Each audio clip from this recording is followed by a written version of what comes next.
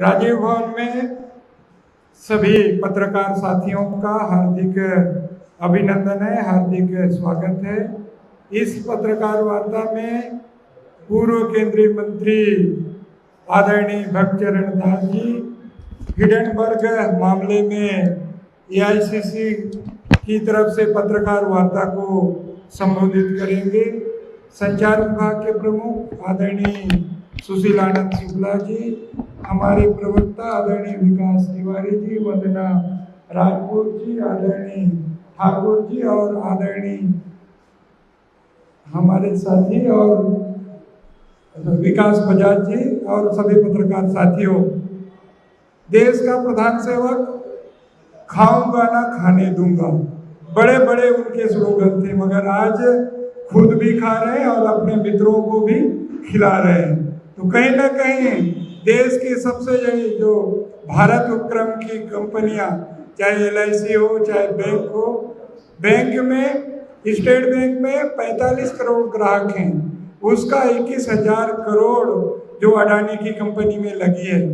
उसी तरह एलआईसी जब 5 करोड़ में 1956 में देश के प्रथम प्रधानमंत्री पंडित जवाहरलाल नेहरू ने एलआईसी को शुरू किया था और एलआईसी का पैसा भी 27,000 करोड़ जो अडानी की कंपनी में लगी है, वो कंपनियां आज कहीं ना कहीं घाटे में चल रही है। लगभग 10 लाख करोड़ इन कंपनियों का पैसा, सरकारी कंपनियों का पैसा, देश के नागरिकों का पैसा डूबने की स्थिति में है। तो विस्तार से हमारे आदरणीय भक्तचरण दास जी आपको संबोधित करेंगे और विस्तार से बताएंगे। मैं ऐसा सम्मान आदरणीय भक्तचरण दास जी को मैं आमंत्रित करता हूँ। ये इसमें नहीं है, ये काम नहीं कर रहा, ये इको हो रहा है।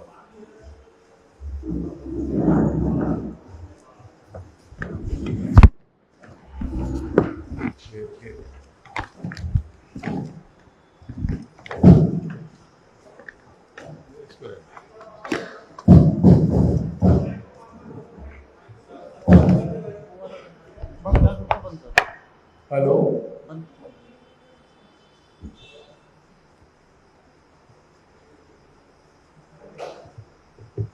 छत्तीसगढ़ प्रदेश के कांग्रेस कमेटी के अध्यक्ष हमारे साथी मोहन मरकाम जी, हमारे मीडिया के चेयरमैन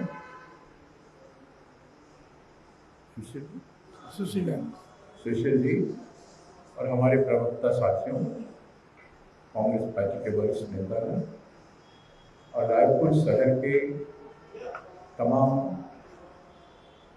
रिपोर्टर्स और मीडिया के सभी प्रिंट मीडिया और टीवी मीडिया के सभी उपस्थित सारे साथियों, बहुत दिन बाद आप लोगों के बीच में रायपुर में मैं आया हूँ। पिछले मैं 2003 से मैं लगातार काम करता रहा पिछले चुनाव तक, और आज मुझे ये मौका मिला है कि आज देश के सबसे बड़ा ज्वलंत मुद्दा है जो इससे बड़ा फाइनेंशियल फ्रॉड घोटाला कभी हुआ नहीं था जो हुआ है। इस प्रकरण को हिडेनबर्ग का जो रिपोर्ट आया है, उसके बाद जो एक्शन रिएक्शन हमारे देश की आर्थिक स्थिति में हो रहा है और दुनिया में हो रहा है, दुनिया हमारे देश के सामने हमको किस तरह से देख रहा है, हमारी छवि क्या हुई है, हमारी गवर्नेंस की व्यवस्था क्या हुआ है, इस पर अगर ध्यान देंगे पढ़े लिखे लोग, जानने वाले लोग, तो बहुत ही देश के लिए हानिकारक है। तो आज का जो शीर्षक है, हम अडानी के हैं कौन,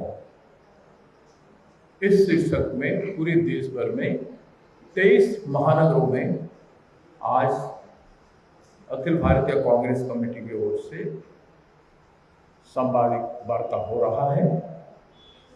इस दौरान हम आपके बीच में छत्तीसगढ़ की जनता के लिए, रायपुर शहर की जनता के लिए इस बात को रखना चाहेंगे। साथियों, आप जानते हैं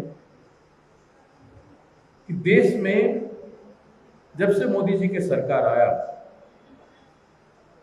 पहले तो लोगों को बहुत सपना दिखाया था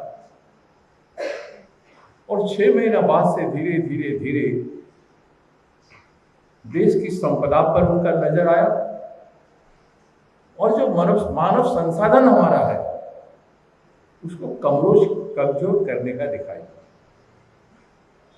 डिमोनेटाइजेशन कहिए, जीएसटी कहिए, कोविड के समय में जनता को ईश्वर के हवाले छोड़ देना, उसका कोई तैयारी नहीं करना, ऐसे बहुत से मुद्दा। और सबसे बड़ा मुद्दा महंगाई चरम सीमा पर।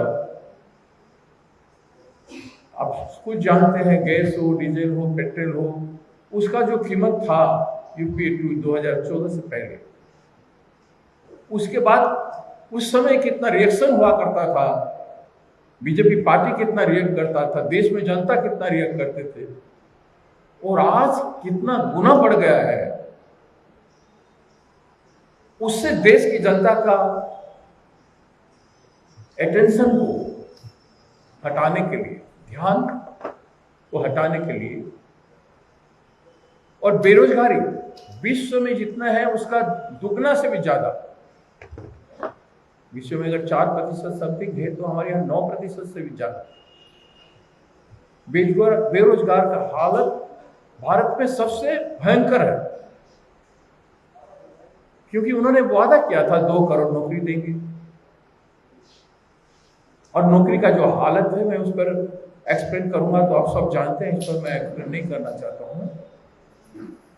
हमारे नौकरी सृजन की बात तो दूर की बात, हमारे इन दिनों लगभग 20 करोड़ रोजगार, मैं कह रहा हूं रोजगार, जीविका लुप्त हुआ है। इसीलिए जनता का मार्ग को हटाने के लिए, ध्यान को डाइवर्ट करने के लिए बार बार देश को विभाजन करने वाले मुद्दे पर भारतीय जनता पार्टी की सरकार देश के लोगों की दिमाग को एंगेज करके रखना चाहता है, जिस कारण देश में सरकार के प्रति जो गुस्सा होना चाहिए वो गुस्सा नहीं दिख रहा था। लेकिन अदानी की इस एपिसोड के बाद, और खास करके हमारे नेता आदरणीय राहुल गांधी जी के भारत जोड़ो यात्रा में इस संदेश को लेके जन जन को जोड़ने के लिए, हमारी बेरोजगारी हो या महंगाई हो और हमारे मूल जो किसानों की समस्या हो, सारी चीजों पर जोड़ने के लिए राहुल जी का जो साधु प्रयास हुआ कन्याकुमारी से कश्मीर तक, इसमें पूरा देश जाग गया। आप लोगों के जरिए, सोशल मीडिया के जरिए जन जन आज सरकार को पूछ रहा है। ऐसे समय में राहुल गांधी जी ने जो सवाल उठाया, संसद यात्रा के बाद संसद में उन्होंने आए और संसद में बुनियादी सवाल उठाए। कई और विषय के बाद भी जितना सवाल उठाए राहुल जी ने, और आदरणीय मल्लिकार्जुन खड़गे जी ने, हमारे कांग्रेस अध्यक्ष, उन्होंने भी जो अपने वक्तव्य में संसद में रखा, इसको पटल से डिलीट कर देने के लिए, संसदीय कार्रवाई से हटा दिया गया। क्या एक सही लोकतांत्रिक प्रक्रिया है? सवाल या मुद्दे जो उठा गए वो लोकतांत्रिक था, पार्लियामेंटेरियन था, कोई अपशब्द नहीं था, ऑन पार्लियामेंट्री लैंग्वेज नहीं था, घटना के ऊपर, सत्य के ऊपर, तथ्य के साथ उठाया। इसको कार्रवाई से हटा देना कहां तक जायज है? देश की जनता इस बात को देख रहा है। लोग जानना चाहते हैं कि सरकार संसदीय भाषणों का स्तर गिराने की कोशिश क्यों कर रही है और प्रधानमंत्री संसद में प्रासंगिक सवालों के जवाब क्यों नहीं दे रहे। जो सवाल उठा उस पर एक भी उनका ध्यान नहीं गया। क्यों? कारण क्या? क्या देश के लिए वो सवाल महत्वपूर्ण नहीं था? आप संसद को बिना तथ्य केवल पब्लिक स्पीच में सवालों का जवाब नहीं देके दे देना कहां तक जाए। इसलिए देश में हम मुख्य विरोधी दल है। कांग्रेस आजादी की लड़ाई लड़ी, ब्रिटिश की गुलामी से देश को आजाद किया, संविधान के तहत हर 5 ईयर प्लान में हर पार्टी को सम्मान देते हुए लोकतंत्र को जिंदा रखा। और ऐसे परिस्थिति में एक गंभीर बात जो हिडेनबर्ग की रिपोर्ट आई, इस रिपोर्ट को हम चुपचाप सह जाए, इसमें किसका पैसा था? ये सब और अदानी का क्या स्थिति था? अदानी 609 स्तर में था वर्ल्ड में, अचानक बहुत ही कम दिनों में किस तरह से विश्व के 2 नंबर में पहुंच गए। कोई व्यक्ति अपना मेहनत से काम करके विश्व में पहुंच जाए तो हमें कुछ कहना नहीं है, हमें उससे कोई लेना नहीं है, लेकिन at the cost of Indian people, Bharatiya Janata की जमा पूंजी से, उनकी इन्वेस्टमेंट से, अगर अदानी कंपनी ग्रो करे और वो भी फर्जी तरीके से, हिडेनबर्ग की रिपोर्ट के अनुसार फर्जी तरीके से ग्रो करे, और जिसका फॉल मार्केट में इतना भयंकर हो कि देश की अर्थव्यवस्था ध्वस्त हो जाए, इस पर तो कांग्रेस पार्टी को लड़ना है। इस पर हम कहना चाहते हैं और इस पर हम काम कर रहे हैं। इसलिए आज ये प्रेस मीट हो रहा है। इंश्योरेंस कंपनी में 30 करोड़ जनता का लागत था, 30 करोड़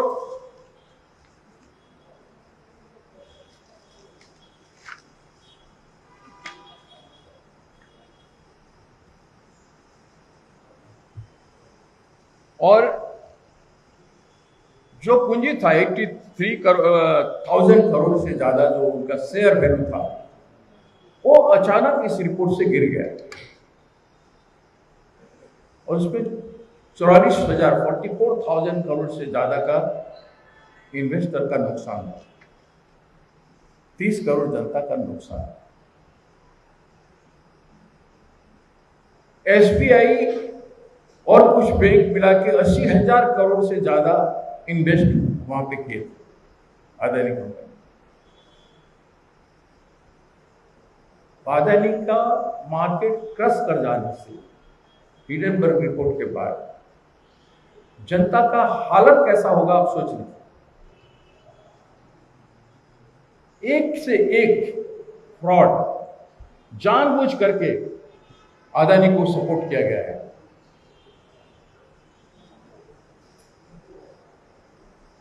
हमने पार्लियामेंट में मांग किया कि जॉइंट पार्लियामेंट्री कमेटी जेपीसी क्या है। जेपीसी पहले भी 2001 में हुआ था और नरसिंह राव जी के समय में भी हुआ था, अटल बिहारी वाजपेयी जी के समय में भी हुआ था।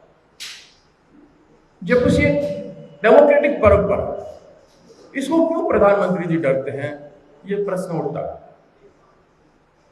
प्रधानमंत्री जी को ठोस जवाब देना चाहिए और जेपीसी परमिशन करना चाहिए। अगर जेपीसी परमिशन होगा तो सही बात जनता के सामने आएगी और सही बात जनता के सामने लाने की आवश्यकता है। प्रधानमंत्री जी बहुत बार काला धन लाने की बात की,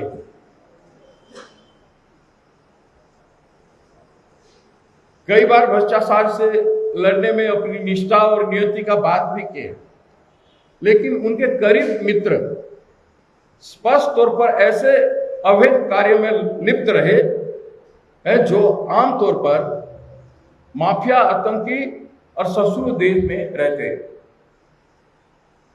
जो ऑफशोर कंपनीज फर्जी से मार्केटिंग सिस्टम को परिचालित किए, दुनिया को अंधकार में रख के, देश की जनता को अंधकार में रख के किए, इससे कितना बड़ा नुकसान हुआ ये आप समझ सकते हैं। प्रधानमंत्री जी ने सत्ता में आने से पहले काला धन भारत में वापस लाने और हर नागरिक के बैंक खाते में 15-20 लाख रुपए डालने का वादा किया था, लेकिन आज की कड़वी सच्चाई इसके बिल्कुल विपरीत है। स्विट्जरलैंड के केंद्रीय बैंक के पिछले वार्षिक डेटा के मुताबिक 2021 में स्विस बैंक में जमा भारतीय व्यक्तियों और कंपनियों का पैसा 14 वर्ष के उच्चतम स्तर 3.83 बिलियन स्विस फंड्स पर 30,500 करोड़ रुपए से अधिक पर पहुंच गया है। हम जानना चाहते हैं कि टैक्स हेवन देश में संचालित होने वाली विदेशी सेल कंपनियों से भारत आने वाले काले धन का असली मालिक कौन है? क्या हुआ तेरा वादा? मोदी जी जवाब दें, आपने वादा किया था, अब तो कहें।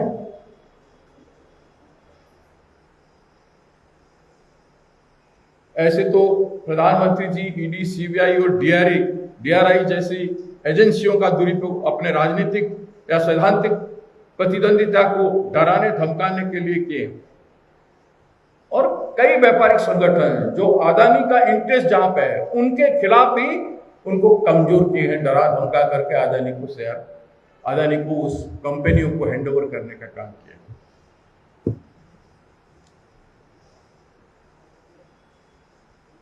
सेबी ने अपना भूमिका क्यों नहीं निभाया? क्या हो गया सेबी को? अदानी समूह के खिलाफ स्टॉक में हेरफेर के आरोप के सार्वजनिक होने के बाद शेयर की कीमतों में गिरावट से उन लाखों निवेशकों को नुकसान पहुंचा जिन्होंने कृत्रिम रूप से बढ़ी हुई कीमतों पर अडानी समूह के शेयर में निवेश किया था। 24 जनवरी और 15 फरवरी 2023 के बीच अडानी समूह के शेयर के मूल्य में 10,50,000 करोड़ रुपया की गिरावट आई। 19 जुलाई 2021 को वित्त मंत्रालय ने संसद में स्वीकार किया था कि अडानी समूह सेबी के नियमों का उल्लंघन करके लिए जाए के दायरे में है, फिर भी अडानी समूह के शेयर की कीमत में उछाल आने दिया गया। मैंने सोची समझी हुई देश के अर्थव्यवस्था को केवल अडानी को बचाने में, इतना कुछ होने के बाद भी बचाने में भारत सरकार लगा हुआ, और यहां तक कि शेयर के मूल्यों में कमी और समूह द्वारा धोखाधड़ी के गंभीर आरोप के बाद भी मोदी सरकार ने एलआईसी को अडानी इंटरप्राइजेज के फॉलो ऑन पब्लिक ऑफर मैंने एफपीओ में अतिरिक्त 300 करोड़ रुपया का निवेश करने के लिए मजबूर किया गया। मैंने अंत हो गया, सारा देश बदनाम कर रहा है, सारा विश्व बदनाम कर रहा है, उसके बावजूद भी इसी समय एफपीओ में 300 करोड़ रुपए का निवेश फिर से किया है अदानी को। ये किस लिए जरूरत था? क्यों आप इतने आगे बढ़ के काम कर रहे? आप क्यों नहीं मानते कि आपने मित्र हैं? अपने मित्र भी नहीं मानते, जबकि ये बात साफ है कि राहुल जी ने पार्लियामेंट में खुल के कहा था कि आपकी रिश्तेदारी क्या है, उनका मित्रता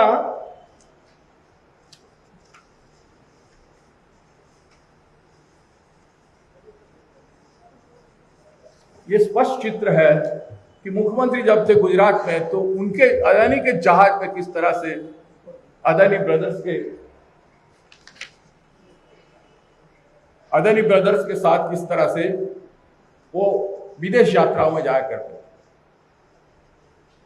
उसका कई दृष्टांत है।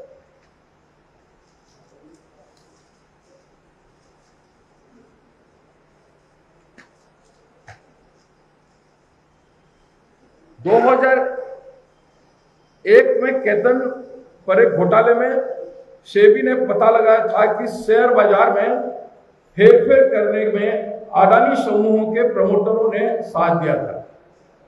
समूह पर मौजूदा आरोप से यह चिंताजनक रूप से सामन है। जांच करने की बजाय प्रधानमंत्री मोदी ने इस साल के मित्रकाल बजट में अडानी समूह को और भी अवसर प्रदान कर दिए। 14 जून 2022 को अडानी समूह ने घोषणा की कि वह फ्रांस की टोटल एनर्जी के साथ साझेदारी के अंतर्गत ग्रीन हाइड्रोजन में $50 बिलियन का निवेश करेगा।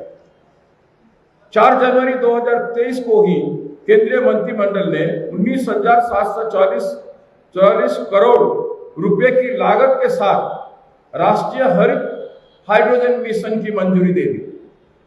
पब्लिक मनी में जैसे अदानी ने घोषणा किया, उसके बाद फाइनेंस मिनिस्टर ने 19,744 करोड़ का पब्लिक मनी में उस प्रोजेक्ट के बारे में उस दिशा में घोषणा कर दी। टोटल एनर्जी ने इस उद्यम में अपनी भागीदारी को रोक दिया है, लेकिन क्या अडानी को कोई ऐसे व्यवसायिक घोषणा है जिसके बाद करदाता के पैसा से सब्सिडी प्रदान नहीं की गई? करदाता का पैसे का किस तरह से बुरा इस्तेमाल किया जा रहा है अडानी को फेवर करने के लिए, यह बहुत ही गंभीर प्रश्न है। 1 फरवरी को अपने मित्रकाल बजट भाषण में वित्त मंत्री निर्मला सीतारमण ने घोषणा की कि अगले चरण में 50 और हवाई अड्डे और हेलीपोर्ट और वाटर एयरड्रोम को पुनर्जीवित किया जाएगा। 13 बंदर दिया जा चुका है, से एयरपोर्ट दिया जा चुका है। मुंबई जैसे प्रेस्टिजियस एयरपोर्ट जो सारा विश्व में विदित है, जहां से भारत की इकोनॉमी नियंत्रित होती है, उस एयरपोर्ट को जीवीके को धमका के ईडी आईटी एजेंसी वगैरह लगा के मजबूर कर दिए और उसको हत्या लिए। और अभी ये 50 जो घोषणा किए हैं वित्त मंत्री जी ने, उसमें से कितने अडानी का लाभ पहुंचाएगा, कितने में अडानी को दिया जाएगा, यह भी सुनियोजित है। अगर दिया जाना है तो बता दें सरकार की इतने लोगों को इतना दिया जा रहा है, नहीं है तो हम एक भी नहीं देंगे, बता दें। जिस तरह की क्रोनोलॉजिकली जो एक्टिविटी राज्य सरकार का है, केंद्र सरकार का है इसमें अडानी को मदद करने में, इससे स्पष्ट है कि ये जो 50 भी लाया गया है, स्कीम जो बना रहा है भारत का सरकार, वो अडानी जी को वेरीफाइड करने के लिए मित्र काल बजट इसको कहा जा रहा है।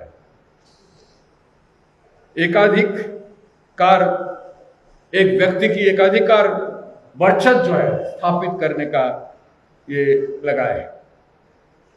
अडानी समूह बहुत ही कम समय में भारत के हवाई अड्डों का सबसे बड़ा संचालक बन गया है। इसमें 2019 में 6 हवाई अड्डा के संचालन की अनुमति सरकार से प्राप्त कर ली और 2021 में यह समूह संदेहास्पद परिस्थितियों में भारत के दूसरे सबसे व्यस्त हवाई अड्डे मुंबई के छत्रपति शिवाजी महाराज अंतर्राष्ट्रीय हवाई अड्डे पर कब्जा हो गया।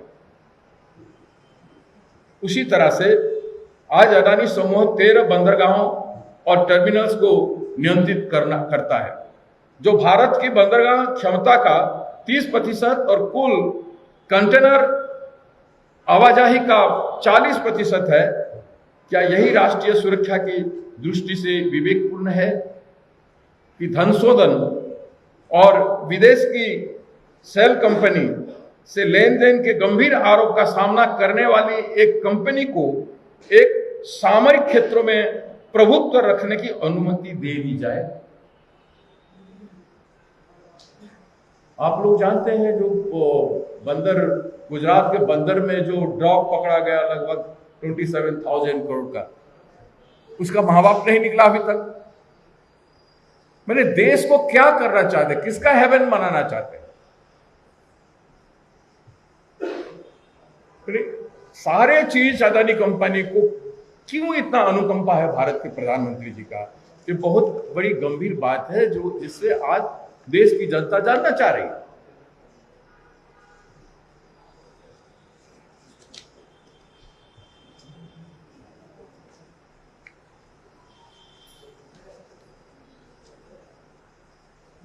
सरकार अदानी का आधिपत्य स्थापित करने के लिए हर तरह की मदद कर रहा है।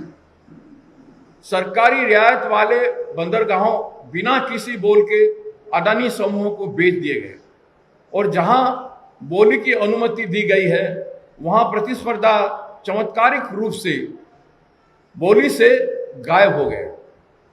लगता है कि आयकर छापे ने कृष्णपट्टनम बंदरगाह के पूर्व मालिक को उसे अडानी समूह को बेचने के लिए राजी करने में मदद की। 2021 में सार्वजनिक क्षेत्रों का जवाहरलाल नेहरू पोर्ट ट्रस्ट महाराष्ट्र में दीघी बंदरगाह के लिए अडानी की प्रतिस्पर्धा में बोली लगा रहा था, लेकिन जहाजरानी और वित्त मंत्रालय द्वारा अचानक इरादा बदलने के बाद उसे अपनी जीती हुई बोली वापस लेने के मजबूर होना पड़ा। मैंने लोग बोली में जीतते हैं, उसके बाद उसको होना चाहिए नियमतः सरकार का जो भी प्रोसीजर रहा है बोली लगाना और उसके बाद मिलने का, लेकिन उससे भी उसको वापस होना पड़ा। ये तो पोर्ट गया, एयरपोर्ट गया, लेकिन रक्षा क्षेत्र ये सार्वजनिक जानकारी में है। सब जानते हैं कि गौतम आडवाणी प्रधानमंत्री मोदी के अनेक विदेश यात्राओं में उनके साथ गए, जिसका फोटो मैंने आपको दिखाया। और 4-6 जुलाई 2017 की इजराइल यात्रा के बाद उन्हें भारत इजराइल रक्षा संबंधों के संदर्भ में एक लाभ दिलाने वाली भूमिका सौंप दी गई।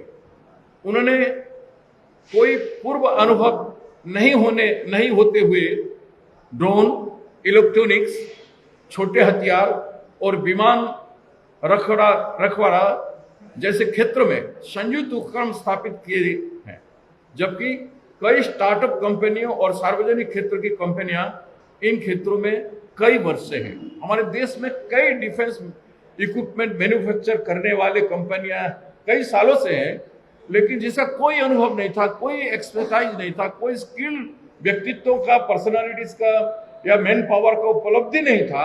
इसके बावजूद भी उनको मित्रों को इजराइल लेके उनको वहां डील करके दे दिया गया।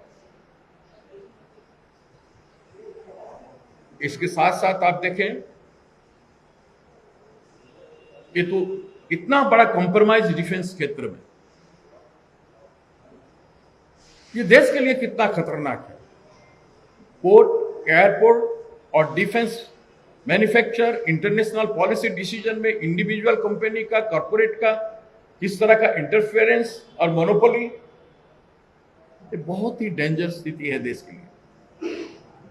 इसके साथ साथ इलेक्ट्रिफिकेशन में, विद्युत एनर्जी में यूपी ने वर्ष 2010 में सार्वजनिक क्षेत्रों के कंपनी एनटीपीसी द्वारा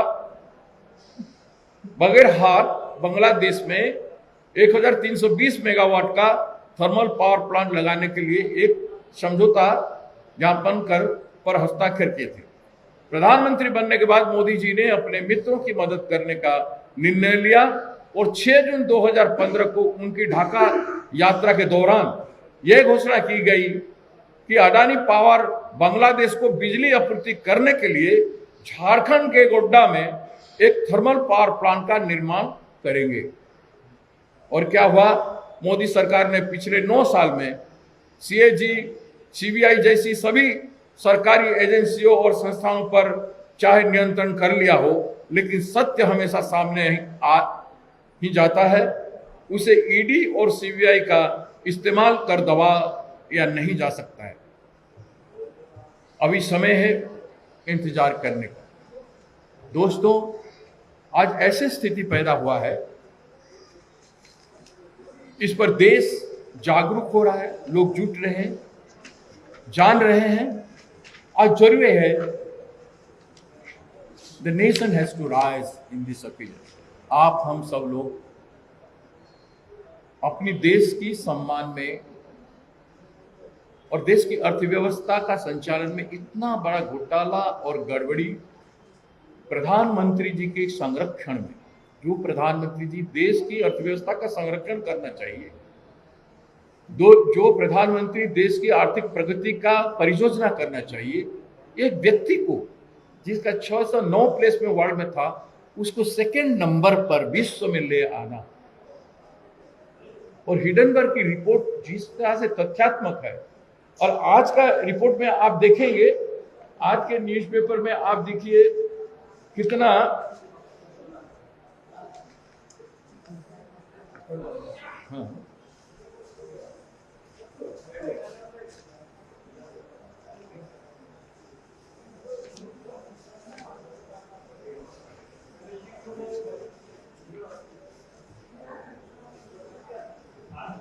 मांग में कमी से भारत का आयात घटा एक तरफ। पिछले 10 माह में चीन से आयात 9% बढ़ा और निर्यात 34% घटा। डीबी पावर खरीदने में फेल हुई अडानी। भारत की अर्थव्यवस्था पे क्या प्रभाव पड़ रहा है आप देख सकते हैं। अडानी एम्स टू टैकल डेब्ट deadline with cash private note. चालू खाते का घाटा चिंता का विषय है। वैश्विक कारणों से सरकार चिंतित। और इस persist over financial year 2004 current account balance. एक के बाद एक आर्थिक परिस्थिति देश में खड़ा होने जा रहा है। तो ऐसे परिस्थिति में सरकार खुल के, कांग्रेस पार्टी मांग किया है कि जेपीसी का फॉर्मेशन हो और सत्य का उजागर किया जाए और एक कंपनी को बचाने के लिए देश की आर्थिक व्यवस्था का धस्त के ऊपर धस्त बार बार नहीं किया जाए। जिस तरह से पब्लिक मनी से उसको प्रोटेक्शन दिया जा रहा है और पब्लिक मनी बचाने की चाहिए, वो तो खत्म हो गया है। लेकिन वो खत्म हो गया तो उसका विकल्प सरकार बनाना चाहिए, दूसरे कंपनियों को बनाना चाहिए या सरकार खुद करना चाहिए। बट क्यों उसी को जो आज डेविल की तरह, डेमन की तरह एक बहुत बड़ा कलंक जैसे देश को कलंकित किया, देश की व्यवस्था को कलंकित किया, सिस्टम को कलंकित किया, उस पर क्यों इतना कृपा कर रहे हैं प्रधानमंत्री जी? ये बहुत बड़ा प्रश्न है। इसलिए देश को जागना है, देश की जनता को जागना है। जितने कॉन्स्टिट्यूशनल एजेंसीज हैं हमारे देश में, उनको आज ऊपर उठ के काम करने की जरूरत है। संविधान और संसदीय परंपरा में जितने कॉन्स्टिट्यूशनल एजेंसी है, उनको आज देश की अर्थव्यवस्था को बचाने की जरूरत। बचेगा तो आगे रास्ता खुलेगा। लेकिन एक व्यक्ति को, एक चोर को बचाने के लिए आप कई उपाय करके हमारे दूसरे संस्थानों को भी बदनाम कर देंगे। सेबी बार बार कहने के बाद भी सेबी ने पॉइंट आउट भी किया है गलत किया है अडानी का, लेकिन सेबी उस पर कोई कार्रवाई नहीं कर सकती। क्यों भारत का कोई एजेंसी उस पर कार्रवाई नहीं कर पा रहा? और आपने देखा उस पर कार्रवाई करने की जगह पर बीबीसी के ऊपर कार्रवाई, न्यूज एजेंसी के ऊपर कार्रवाई, आप लोगों के ऊपर कार्रवाई। तो जनता के पास तो जा रहा है, सोशल मीडिया में, अनेक मीडिया में जा रहा है। कब तक आप मीडिया का आजादी को बंद करके रखेंगे? डिबेट हो जाए, देश में सारा कुछ चला जाए। आज हमारे आपके साथ आके बात करने का क्या है? आप ही हमारा एक सहारा है। आपको हम सच बताएं, गंभीरता को हम आपके सामने उजागर करें। मुख्य विरोधी दल कांग्रेस पार्टी है। कांग्रेस पार्टी चुप नहीं बैठ सकती है। ऐसे देश के साथ हो रहा है, देश की जनता के साथ हो रहा है, देश के इन्वेस्टर के साथ होता है, जिससे इंक्लूसिव ग्रोथ कहां तक सफर होगा आप सोच रहे थे? इतने करोड़ लोगों का पूंजी निवेश जिन बैंकों में हुआ है, वो कर्जे के ऊपर कर्जा उनको दें, इन्वेस्टमेंट के ऊपर इन्वेस्टमेंट करें। हमारा प्रीमियर इंस्टीट्यूशन LIC है, SBI हमारा धरोहर है, और उसको क्या कर दिए? रिजर्व बैंक का तो जो कर चुके हैं पहले से। नोटबंदी के समय में कितना रिपोर्ट उस समय निकला था रिजर्व बैंक का, आप जानते हैं वो सब। तो देश के साथ आपको लोगों ने इतना सपना दिखाया, आपने उसके बाद लोगों ने आप पर इतना आस्था किया, इसके बाद में इतना खिलवाड़ देश के लिए क्यों? इसलिए आप और हमारे पास एक ही रास्ता रह गया है कि हम जन जन को जागरूक करें और देश हमारा जागे। इन चीजों से देश जागे, सही सवाल सब जगह उठे, और संसद में उठा तो जवाब नहीं देना, इग्नोर कर देना। इलेक्टेड सरकार, चुनी गई सरकार, चुनी गई विपक्ष के सवाल पर इस तरह से चुप भी करना हमारी संसदीय परंपरा को, सदियों पुरानी संसदीय परंपरा को कितना कमजोर करता है, यह बात मैं आपके सामने उजागर करना चाहता हूं। जी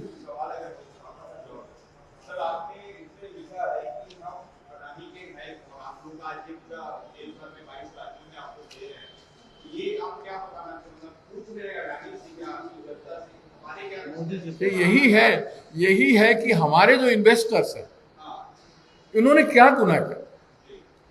आपने बिना डॉक्यूमेंटेशन में, एक बैंक आप लोन करने जाएंगे ना, आपका हाउसिंग लोन के लिए हो गया कि आपका व्हीकल लोन के लिए, आपको कितना डॉक्यूमेंटेशन बनाना पड़ता है। उसके बाद भी बैंक लाख रुपया आपको भी देने में बहुत सारे परेशानी करती है। और मुश्किल के बाद आप 1-2 महीना लगने के बाद 1 लाख रुपया का कर्जा मिलता है, या कोई एक आम आदमी को एक घर बनाने के लिए मिलता है, कोई गाड़ी लेने के लिए, कोई बच्चे का पढ़ने के लिए भी कई मेहनत करना पड़ता है। तो वैसे संस्थानों का, और इंश्योरेंस में लोग क्या सपना नहीं दिखाए थे, क्या सपना नहीं देख के रखते हैं। जितना एडवर्टाइजमेंट होता है, जीवन साथी, जीवन बीमा, एक्सीडेंट के बाद कहीं कहीं काम देता है लोगों का, उस पैसे में पतन हो जाए उसका, हमारे क्या लगता है? हम आपके कौन हैं? और प्रधानमंत्री क्यों नहीं कह रहे हैं? अडानी उनके क्या है? देश के लिए क्या है? प्रधानमंत्री should answer to the country.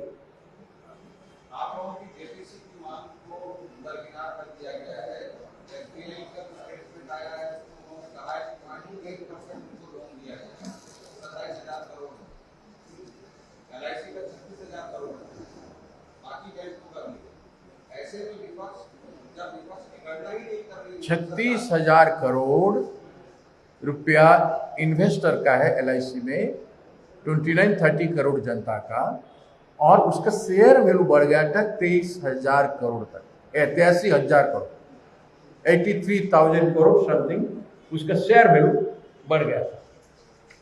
तो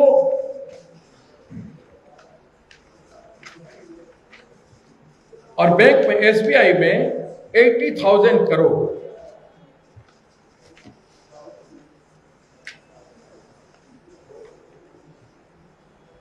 तो इसको देख के आप कह सकते हैं 80,000 करोड़ SBI का, और 3-4 बैंक मिलाकर 80,000 करोड़, ये छोटा अमाउंट नहीं है। उसका जो शेयर वैल्यू बढ़ गया था, उस शेयर वैल्यू का पतन हो गया। 10,50,000 करोड़ का शेयर का पतन होने के बाद आप इसको रिवाइव करने के लिए फिर से पैसा दे रहे हैं। FPO में फिर से पैसा दिया है 300 करोड़। ये किस तरह के कॉन्साइंस है? सर, एक सवाल है, आपने भी एक तस्वीर दिखाई नरेंद्र मोदी और अडानी, एक तस्वीर राहुल गांधी जी ने संसद में दिखाई, बहुत ईमानदारी से अशोक गहलोत और अडानी। क्या राहुल गांधी जी पूरे देश में एक नैतिक संदेश देना चाहते हैं कि अडानी के मुद्दे पर विरोध और सहयोग एक साथ नहीं चल सकता? कांग्रेस सरकारों में जो अडानी के प्रोजेक्ट चल रहे हैं, वे जांच होने तक बंद। देखिए, ये टोटल JPC इंक्वायरी होगा तो उससे डिरेक्शन मिलेगा। इसीलिए कांग्रेस पार्टी कह रहा है हम एब्रॉप्टली हम एक फाइनेंशियल इंस्टीट्यूशन को, मैं भी एक कॉर्पोरेट हाउस, उसको हम नहीं चाह रहे हैं कि उसको एब्रप्टली आप बंद कर दो, जिसका रिएक्शन कुछ खराब भी हो सकता है देश की अर्थव्यवस्था को। तो हम चाह रहे हैं एक जेपीसी हो जिसमें सच्चाई निकले और एक नियोजित प्लान के साथ देश में जो भी इकोनॉमिक रिफॉर्म या रिवाइवल हो सकता है हो। इसमें जहां जहां इनका प्रोजेक्ट चल रहा है उसको भी जांच होना चाहिए। हर राज्यों में जनता का इन्वेस्टमेंट के साथ किस तरह से खिलवाड़ कर रहे हैं इसका जांच होना चाहिए। अदानी का पूरा जांच हो जाना चाहिए ईमानदारी से, रिव्यू होना चाहिए। रिव्यू होगा तो सच्चाई निकलेगा। अगर जहां जिस राज्य में अच्छा चल रहा है तो उसे कोई हमारा कुछ कहना नहीं है, अगर बुरा चल रहा है तो संशोधन करें।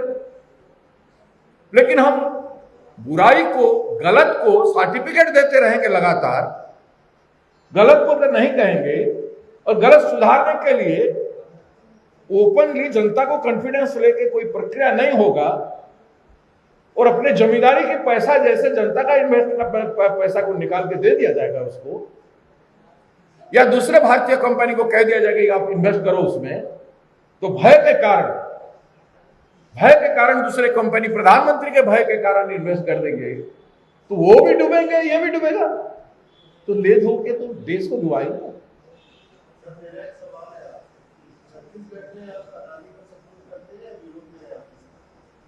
ना अदानी के हमने यहां विरोध में है या सपोर्ट में है। अदानी अगर कोई कंपनी किया है यहां पे, मेरे जानने में उसने एक कंपनी 2016 में एक इन्वेस्टमेंट करने के लिए बीजेपी का जब सरकार था उन्होंने कोई प्रोजेक्ट लेके आया था। उसने Adani to invest more than 25,000 crore into project in the state of Chhattisgarh. 2000 Raipur में 24 अगस्त में 2015 में आया। तो बीजेपी के सरकार के समय उनका कुछ हुआ, कोई भी प्रोजेक्ट कई राज्यों में उनका है, हमारे शासित राज्यों में भी है। नहीं, हमारी सरकार ने 3 एमओयू हमारी सरकार ने रद्द किए हैं। खदान अलॉट करने का अधिकार केंद्र सरकार को है, मगर हमारी सरकार ने 3 एमओयू उनके रद्द किए।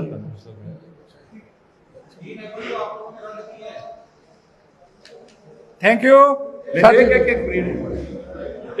एक मैं भूल गया था, 1992 में हर्षद मेहता मामले की जांच के लिए एक जेपीसी का गठन हुआ था, जबकि 2001 में एक जेपीसी ने केतन परेख मामले की जांच की थी। और उस समय मैंने कहा था आपको, नरसिम्हा राव जी, अटल बिहारी वाजपेयी जी, मैंने भी जेपीसी बैठाया।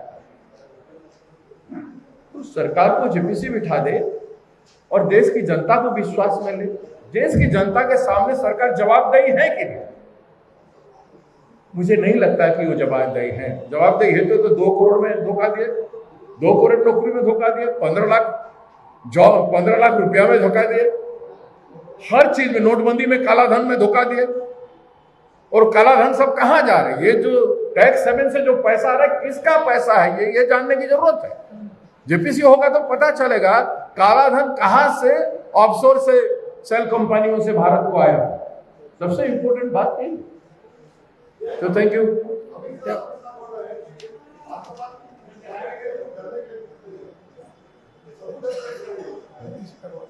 जांच हो जाए, सबूत सामने आ जाएगा। अरे जेपीसी करा ना, फिर आपको कुछ नहीं है तो जेपीसी करा लें। दिक्कत क्या? आपके एमपी रहेंगे, हमारे एमपी रहेंगे, सबके एमपी रहेंगे। ठीक है, चलिए, थैंक यू वेरी मच।